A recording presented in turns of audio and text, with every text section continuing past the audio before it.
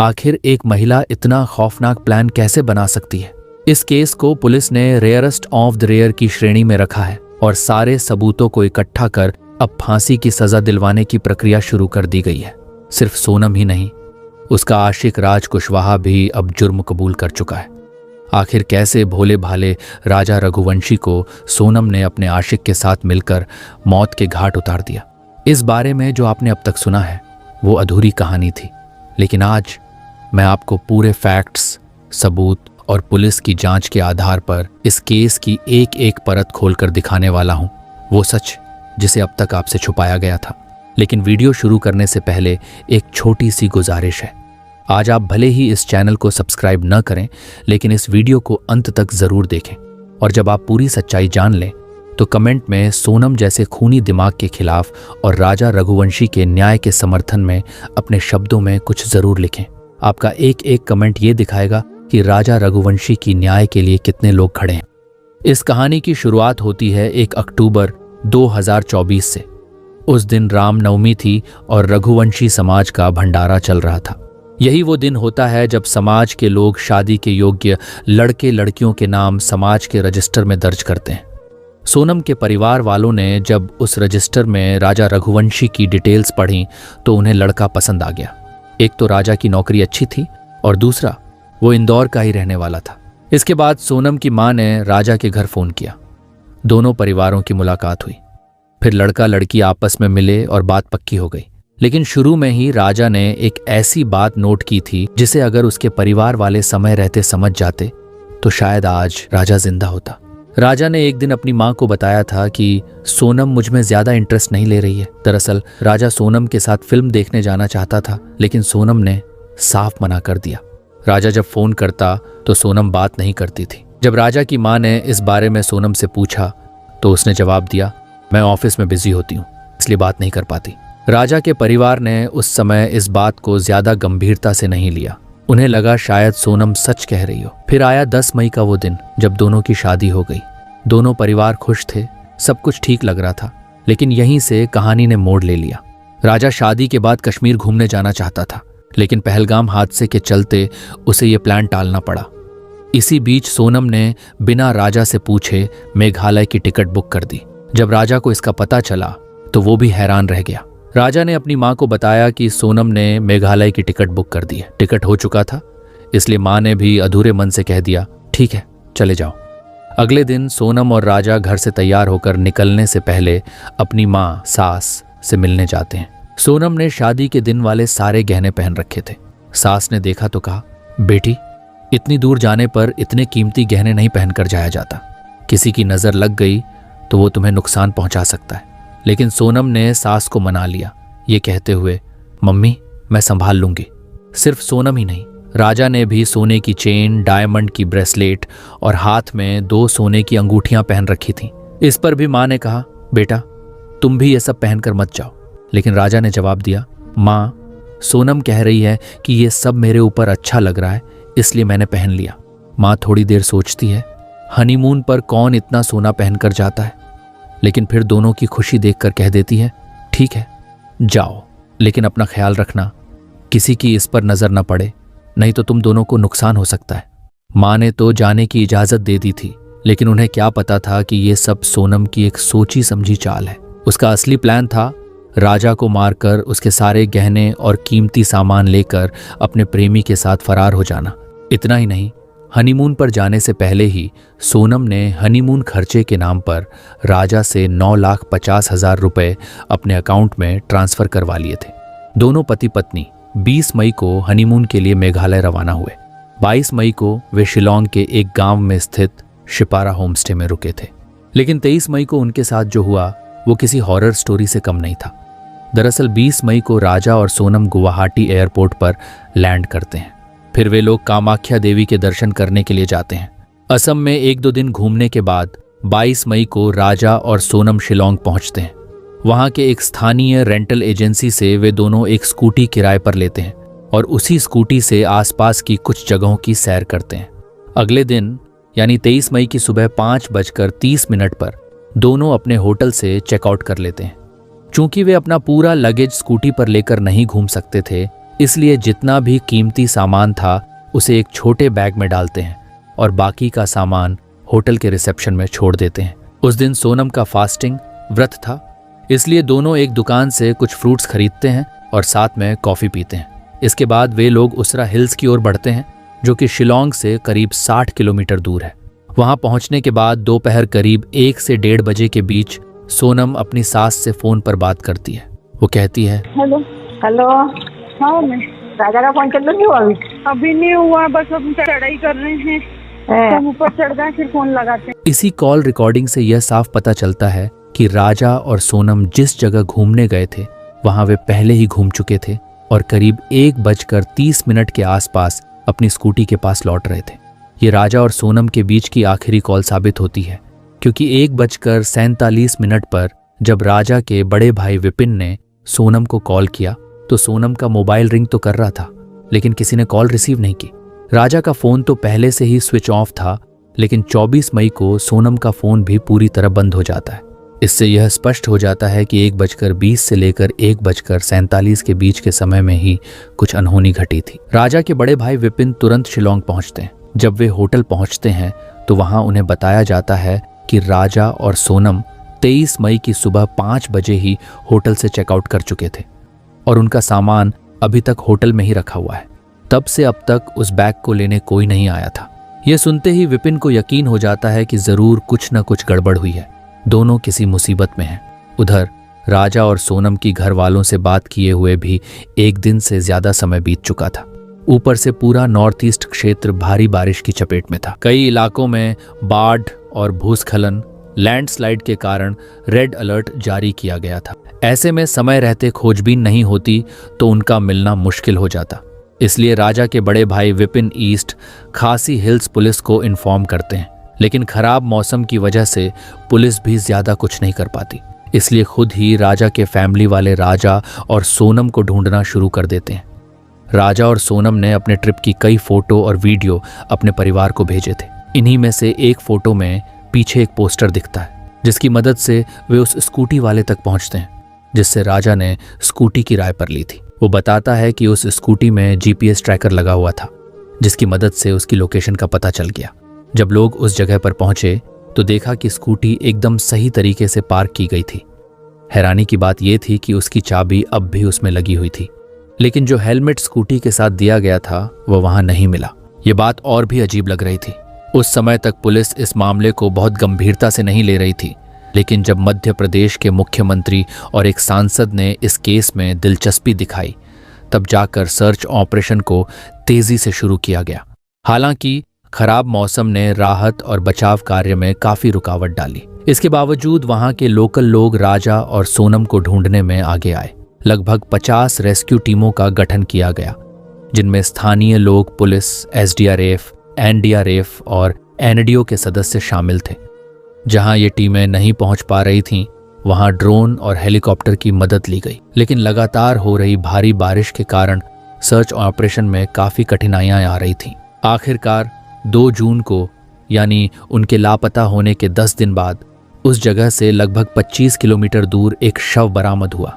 शव के हाथ पर एक टैटू बना हुआ था जिसमें राजा लिखा था। जब पुलिस वाले विपिन को ये बॉडी दिखाते हैं तो विपिन उसे पहचान लेते हैं कि ये तो उनके ही भाई की बॉडी है। सबका जो डर था वो सच हो जाता है। परिवार में हाहाकार मच जाता है। लेकिन यहाँ पर कहानी खत्म नहीं होती, बल्कि ये केस अब और भी उलझ चुका था। राजा के परिवार वालों ने बताया कि जब वह घर से निकले थे तो उनके गले में सोने की चेन थी, हाथ में 2 वेडिंग रिंग्स और एक डायमंड ब्रेसलेट भी पहना हुआ था, जिसकी कीमत करीब 10 लाख रुपए थी। लेकिन पुलिस को अब तक जो चीजें मिली थीं, उनमें एक सफेद रंग की महिला की शर्ट, एक टैबलेट, वीवो का टूटा हुआ मोबाइल और राजा की स्मार्ट वॉच शामिल है। लेकिन सोने की चेन, दोनों रिंग्स और ब्रेसलेट गायब है। पोस्टमार्टम रिपोर्ट से पता चलता है कि राजा के शरीर पर कई जगह धारदार हथियार के घाव थे, यानी उसकी हत्या की गई थी। उनको मारकर नीचे खाई में फेंक दिया गया था। हथियार भी नया था, जैसे राजा को मारने के लिए ही यह खरीदा गया हो। हालांकि पुलिस ने उस हथियार को भी बरामद कर लिया है जो स्कूटी मिलती है। वह प्रॉपरली एक जगह पर पार्क किया हुआ था। उसमें कोई स्क्रैच मार्क नहीं था, जिससे यह पता चलता है कि उनका एक्सीडेंट स्कूटी में नहीं हुआ है, बल्कि उन्हें मारा गया था। लेकिन अजीब बात यह है कि उस स्कूटी में चाबी लगा हुआ था और उसका हेलमेट मिस था। स्कूटी से थोड़ी ही दूरी पर राजा और सोनम के बैग्स भी मिलते हैं जो वो अपने साथ लेकर आए थे, और वहां से लगभग 25 किलोमीटर दूर राजा की बॉडी मिलती है। ये तभी पॉसिबल हो सकता है जब राजा को मारने के बाद कातिल ने स्कूटी को ओसरा हिल्स के पास लाकर पार्क किया होगा, और स्कूटी वहां पर पार्क करने के बाद उसी ने ही गाड़ी में चाबी छोड़ दिया होगा, क्योंकि ये एक रेंटेड स्कूटी था। फिर उसने वो बैग भी वहीं पर फेंक दिया होगा। यानी कि कातिल हत्या कर बॉडी को दूर फेंका और स्कूटी को जानबूझकर सही से पार्क कर दिया ताकि सर्च ऑपरेशन गुमराह हो जाए। राजा की हत्या 23 मई को हुई थी, लेकिन उसकी लाश 2 जून को मेघालय के प्रसिद्ध वेई सावड़ों फॉल्स के पास एक गहरी खाई में बेहद सड़ी गली हालत में मिली। शरीर पर गंभीर चोटों के निशान थे। सिर और पीठ पर धारदार हथियार से किए गए 2 गहरे घाव साफ नजर आ रहे थे। इन सभी सबूतों से यह स्पष्ट हो गया कि यह कोई हादसा नहीं, बल्कि एक सोची समझी और खौफनाक हत्या थी। अब तक पुलिस इस मामले को लूटपाट के इरादे से की गई हत्या मान रही थी और सोनम रघुवंशी की तलाश में जुटी हुई थी, जो उसी दिन से लापता थी। पुलिस को शक था कि लुटेरों ने राजा को लूटने के बाद उसकी हत्या कर दी, और संभव है कि सोनम की भी हत्या करके उसकी लाश कहीं छुपा दी गई हो। जैसे ही यह खबर मीडिया के जरिए आम लोगों तक पहुंची, हर कोई सन्न रह गया। लोगों में गुस्सा फूट पड़ा और वे सड़कों पर उतर आए। जगह जगह विरोध प्रदर्शन शुरू हो गए। जनता के भारी दबाव के चलते पुलिस को तुरंत एक विशेष जांच दल यानी SIT का गठन करना पड़ा और सोनम की तलाश को प्राथमिकता दी गई। मगर इस केस की दिशा पूरी तरह से तब बदल गई जब एक स्थानीय गाइड अल्बर्ट पीढ़ी ने पुलिस को जानकारी दी कि 23 मई को उसने राजा और सोनम को 3 अनजान युवकों के साथ वेई सावड़ों फॉल्स की ओर जाते हुए देखा था। इन तीनों युवकों की सबसे चौंकाने वाली बात यह थी कि वे सभी आपस में हिंदी में बात कर रहे थे। इसके बाद पुलिस ने आसपास के इलाकों की CCTV फुटेज खंगालनी शुरू की। फुटेज में राजा, सोनम और 3 अज्ञात युवकों को एक साथ घूमते हुए देखा गया। जब पुलिस ने सोनम के मोबाइल की कॉल डिटेल रिकॉर्ड CDR निकाली तो उसमें कई संदिग्ध कॉल्स इंदौर और उत्तर प्रदेश के नंबरों पर होते पाए गए। इसके बाद मेघालय पुलिस ने इंदौर और UP की पुलिस के साथ मिलकर इन दोनों राज्यों में अलग अलग जगहों पर छापेमारी की और 4 संदिग्धों को गिरफ्तार कर लिया। इनमें राज कुशवाहा और विशाल चौहान को इंदौर से, आकाश राजपूत को इंदौर के पास के इलाके से और आनंद कुर्मी को बीना, मध्य प्रदेश गिरफ्तार किया गया। शायद सोनम को इस बात की भनक लग गई थी कि उसके साथी अब पुलिस की गिरफ्त में आ चुके हैं। इसी डर और दबाव के कारण उसने आत्मसमर्पण करने का फैसला किया और फिर 8 जून की रात करीब 1 बजे उत्तर प्रदेश के गाजीपुर में एक ढाबे पर एक लड़की बदहवास हालत में पहुंची। उसने काले रंग की टी-शर्ट और लोअर पहन रखा था। बाल बिखरे हुए थे, चेहरा थका और घबराया हुआ लग रहा था, जैसे कई दिनों से सोई ना हो। डर और घबराहट उसके चेहरे पर साफ झलक रही थी। लड़की ने ढाबे पर काम करने वाले एक युवक से कहा, भैया क्या मुझे आपका फ़ोन मिलेगा? मुझे अपने घर वालों से बात करनी है। ढाबे वाले ने बिना कोई सवाल किए तुरंत अपना फ़ोन दे दिया। जैसे ही लड़की ने कॉल किया वह फूट फूट कर रोने लगी। उस वक्त वहां मौजूद किसी को भी अंदाज़ा नहीं था कि यह लड़की कौन है। कुछ महिलाओं ने उसे पहचानने की कोशिश की, लेकिन किसी को यह समझ नहीं आया कि ये वही सोनम रघुवंशी हो सकती है, क्योंकि गाजीपुर मेघालय से करीब 1100 किलोमीटर दूर है। फोन पर बात करते हुए जब लड़की ने अपने भाई से बात की तो वह लगातार रोती रही। थोड़ी देर बाद उसी नंबर पर सोनम के भाई का कॉल आया। उसने ढाबे वाले से कहा, भाई साहब आप तुरंत पुलिस को फोन करें। ढाबे वाले ने तुरंत स्थानीय पुलिस को सूचना दी। करीब 30 मिनट बाद पुलिस मौके पर पहुंची। जब लड़की ने अपना नाम बताया और पहचान दी तो पुलिस समझ गई कि यही वो लड़की है जिसकी तलाश में मेघालय पुलिस बीते 17 दिनों से जुटी हुई थी। इसके बाद गाजीपुर पुलिस ने सोनम को अपनी कस्टडी में लिया और औपचारिक कार्रवाई के बाद उसे मेघालय पुलिस को सौंप दिया। सोचिए, वही सोनम जो पिछले 17 दिनों से लापता थी, जिसे सबने मरा हुआ मान लिया था, वही सोनम जब उसके साथियों की गिरफ्तारी होती है तो अचानक खुद ही अपने भाई को फोन करती है। अगर वह जिंदा थी और निर्दोष भी थी तो क्या यह काम वह पहले भी नहीं कर सकती थी? क्यों नहीं किया? पूछताछ में जो खुलासे हुए उन्होंने पूरे मामले की दिशा ही बदल दी और पुलिस भी हैरान रह गई। शुरुआती पूछताछ में सोनम ने सच छुपाने की हर मुमकिन कोशिश की। उसने बार बार अपने बयान बदले, झूठी कहानियां गढ़ी और पुलिस को गुमराह करने की पूरी कोशिश की। लेकिन जब सख्त सवालों और ठोस सबूतों का दबाव बढ़ा तो उसका झूठ ज्यादा देर तक टिक नहीं सका। धीरे धीरे परतें खुलने लगीं और सच खुद ब खुद बाहर आने लगा। पुलिस के सामने सोनम रघुवंशी ने जो कहानी बयां की वह किसी थ्रिलर फिल्म से कम नहीं थी। शुरू में डरी सहमी और कमजोर दिखने वाली सोनम की चुप्पी तब टूटी जब मेघालय पुलिस ने उसे रिमांड में लेकर गहराई से पूछताछ शुरू की। जांच अधिकारियों के अनुसार सोनम ने जो सच्चाई कबूली उसने केस की हर परत को उजागर कर दिया।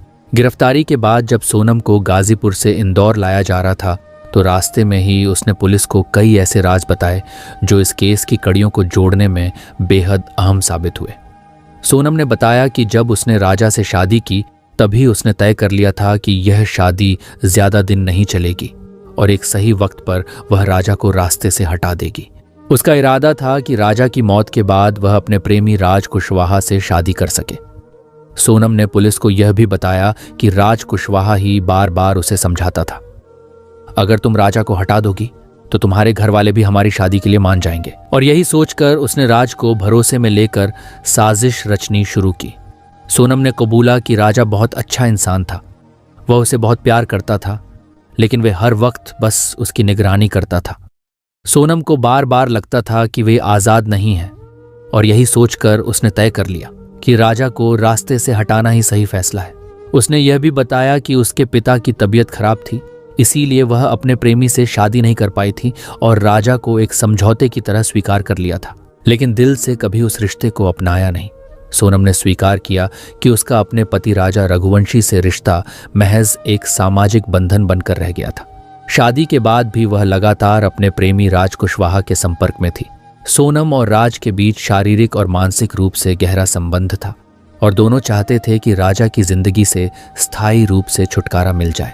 पुलिस को दिए गए बयान में सोनम ने बताया कि उन्होंने मिलकर हत्या की पूरी योजना तैयार की थी। इस साजिश के तहत राज कुशवाहा ने अपने 3 दोस्तों विशाल सिंह चौहान, आकाश राजपूत और आनंद सिंह कुर्मी को भी इसमें शामिल किया।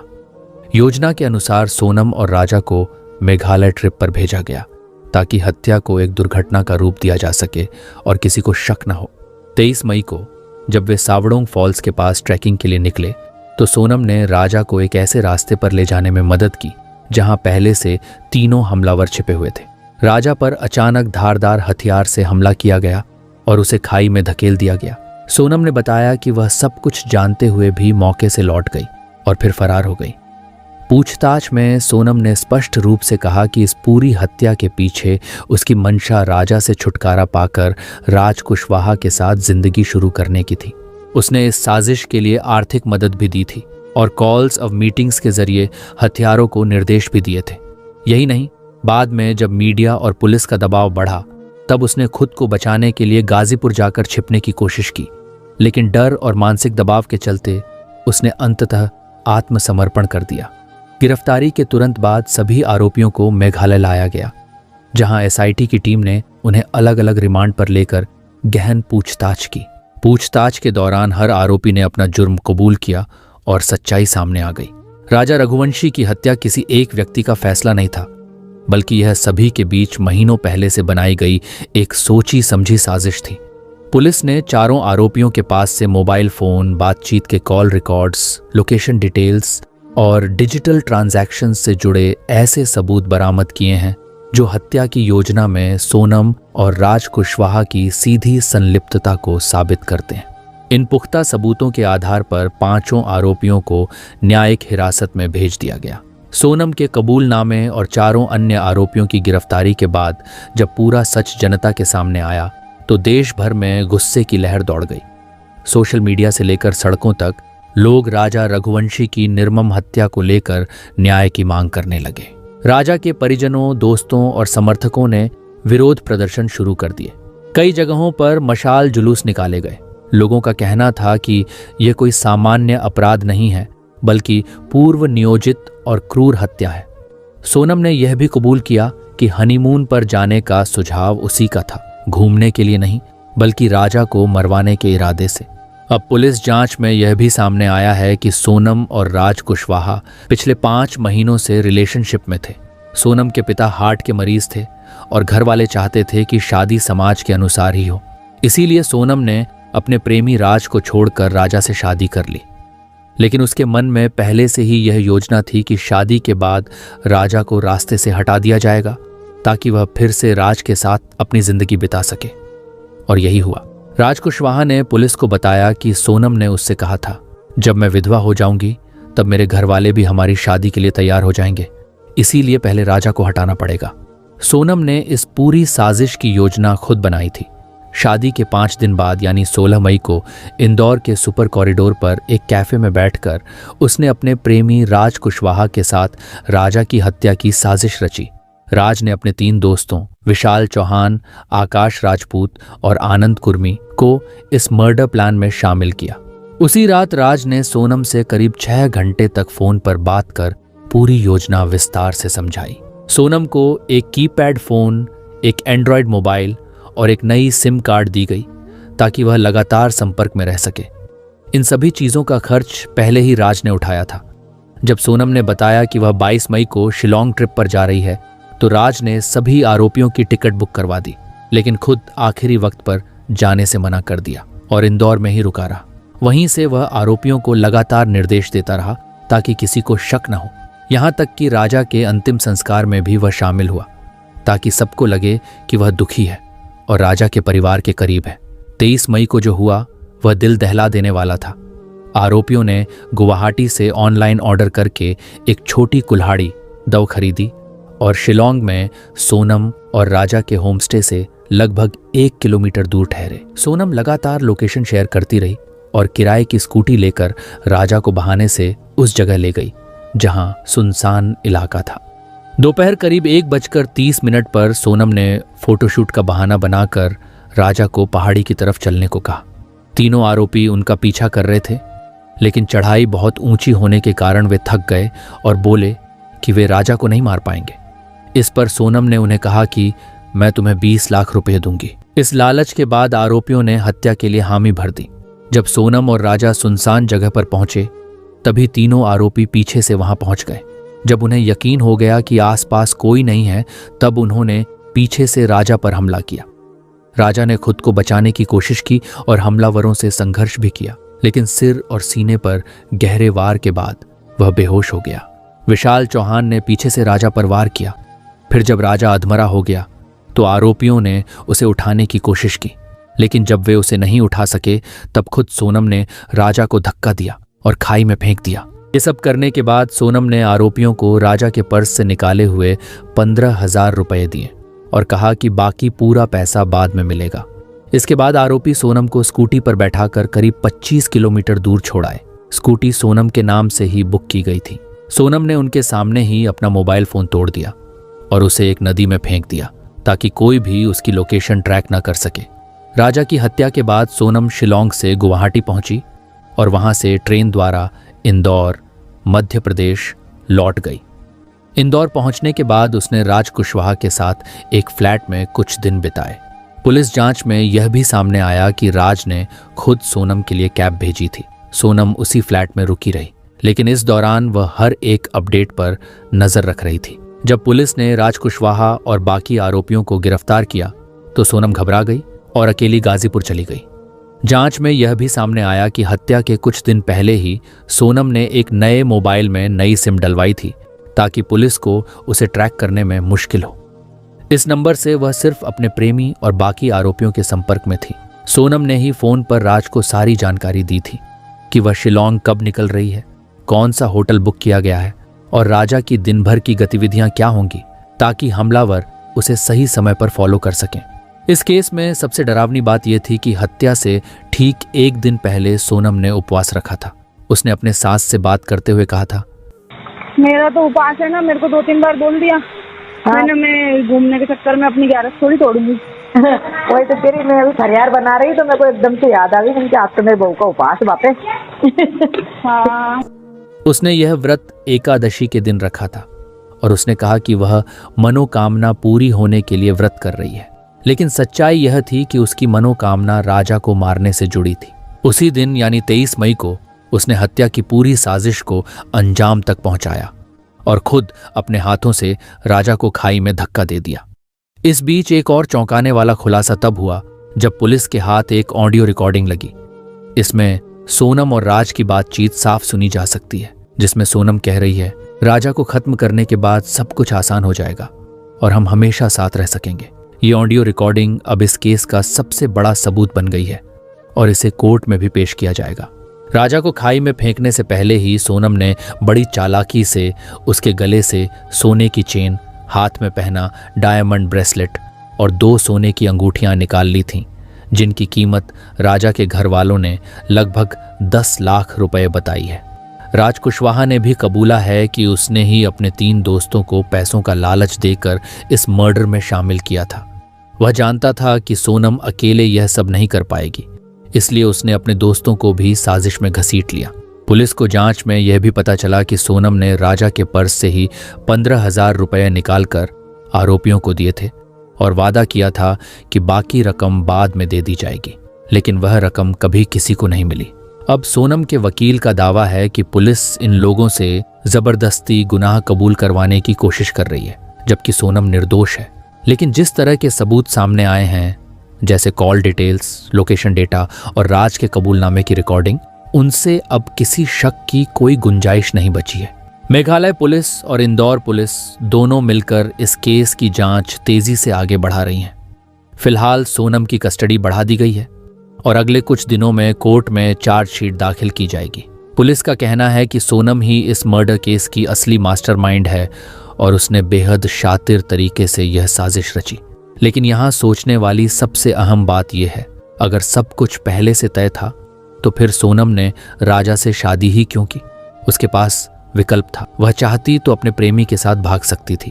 सच में ये बात हैरान करती है कि आज की युवा पीढ़ी किस तरह की सोच रखती है। जिससे आप प्यार करते हैं, अगर वह नहीं मिलता तो आप उस इंसान की जान ले लेते हो जिसका आपसे कोई लेना देना नहीं था। और जो लड़कियां इतनी दबंग होती हैं कि शादी के बाद अपने प्रेमी के लिए पति की हत्या तक करवा देती है, वही लड़कियां शादी से पहले इतना साहस क्यों नहीं दिखा पाती? शादी से पहले ही क्यों नहीं कह देती कि मुझे कोई और पसंद है, मैं इससे शादी नहीं करूंगी? मतलब माँ बाप के सामने आप इतना बेबस दिखते हो कि मजबूरी में शादी कर लेते हो, लेकिन अंदर ही अंदर इतना जहर पल रहा होता है कि एक मासूम आदमी को मारने में भी आपको दया नहीं आती। मुझे नहीं पता ये कैसी सोच है, लेकिन इतना जरूर कह सकता हूं कि इस सोच ने न जाने कितने घर बर्बाद कर दिए हैं और लाखों लोगों को डर में जीने पर मजबूर कर दिया है। वीडियो के अंत में मैं बस आपसे एक बात कहना चाहता हूं, जब भी कोई लड़का अपने माता पिता की पसंद से शादी करने जाए तो लड़की से उसकी डिग्री या बायोडाटा मत पूछो, उसे पसंद नापसंद मत पूछो, उससे बस एक सवाल पूछो, क्या तुम्हारा किसी से अफेयर तो नहीं है? अगर है तो मुझे बता दो, मैं यह शादी कैंसिल कर दूंगा। ये कहकर कि लड़की मुझे पसंद नहीं है, शायद इस एक सवाल से किसी और मासूम राजा की जान बच जाए, शायद आगे कोई और बेकसूर शिकार न बने। ऐसे लोगों को सिर्फ उम्र कैद नहीं, फांसी की सजा मिलनी चाहिए, ताकि समाज में डर बना रहे और कोई भी पत्नी प्रेमी के साथ मिलकर अपने पति की जान लेने की हिम्मत न कर सके। और अगर आप भी चाहते हैं कि राजा रघुवंशी को इंसाफ मिले तो इस वीडियो को अपने दोस्तों और परिवार के बीच ज्यादा से ज्यादा शेयर करें, ताकि हर कोई देख सके कि प्यार और भरोसे के नाम पर कैसे एक मासूम जान ले ली गई। सोशल मीडिया पर इस केस को लेकर हजारों पोस्ट हो चुके हैं। जस्टिस फॉर राजा ट्रेंड कर रहा है और लोग लगातार सरकार से मांग कर रहे हैं कि आरोपियों को कड़ी से कड़ी सजा दी जाए। दोस्तों, इस वीडियो में फिलहाल इतना ही। अगर आपको यह वीडियो पसंद आया हो तो इसे लाइक जरूर करें और सच्ची घटनाओं पर आधारित ऐसे ही डिटेल्ड वीडियो देखने के लिए हमारे चैनल को सब्सक्राइब करना न भूलें। आपका कीमती समय देने के लिए दिल से धन्यवाद।